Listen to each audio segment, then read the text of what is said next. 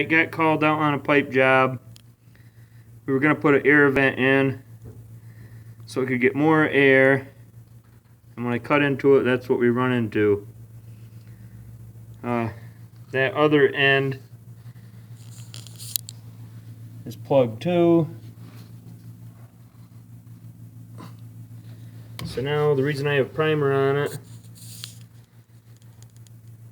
is I got to put a coupling on it for tonight, and then tomorrow come back and run all new line to get rid of this mess.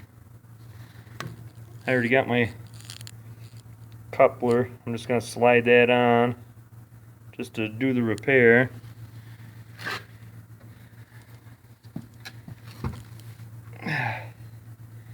Right here. Put one there. I'll slide that pipe down a little bit, put some glue on it, get through the night. I just wanted to show you what you could run into with these pipes.